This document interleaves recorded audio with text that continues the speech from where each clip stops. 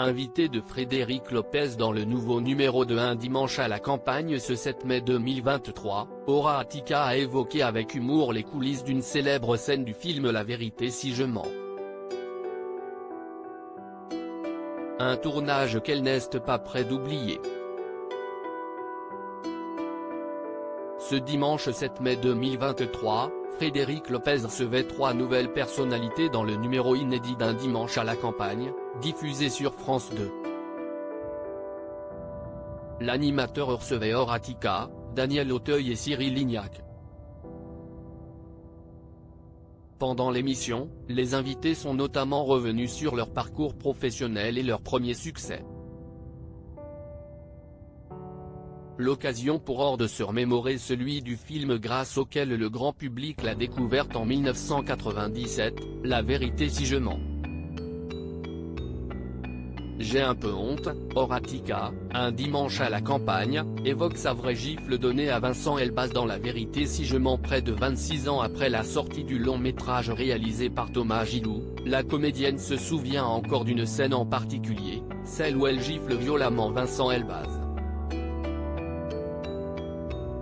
L'actrice de 27 ans à l'époque incarne Karine, la petite amie de Dov Mimran, jouée par le comédien.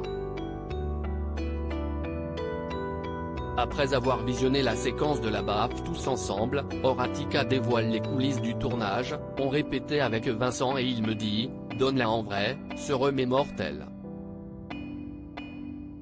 Après un moment d'hésitation, la jeune femme finit par accepter la proposition de son camarade.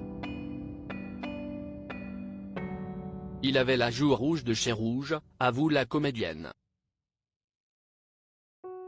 Normalement on triche, rappelle-t-elle en faisant une démonstration avec Daniel Auteuil à ses côtés. Et de conclure, j'ai un peu honte. En plus, je n'avais jamais donné de baffe de ma vie donc j'y suis allé fort, admet l'actrice en riant. Cyril Lignac se confie sur ses débuts très compliqués dans Un dimanche à la campagne au cours de l'épisode. Cyril Lignac est aussi revenu sur l'un de ses souvenirs marquants, ses premiers pas de cuisinier à Paris. Mes parents m'ont donné 10 000 francs, j'ai pris leur Renault 21 et j'arrive rue Oudinot, à côté des Invalides, se souvient-il. Alors âgé de 22 ans, il vient de terminer son service militaire et a trouvé un poste dans le restaurant 3 étoilés d'Alain Passard.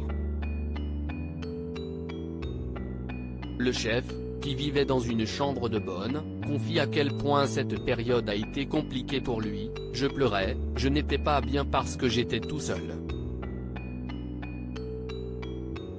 Heureusement, il a vite su prendre ses marques. Finalement, j'ai trouvé des extras et je gagnais un peu plus d'argent, ce qui me permettait de rentrer dans l'Aveyron. À lire aussi J'étais la mère de ma mère, Aura Attika se livre sur son enfance très particulière.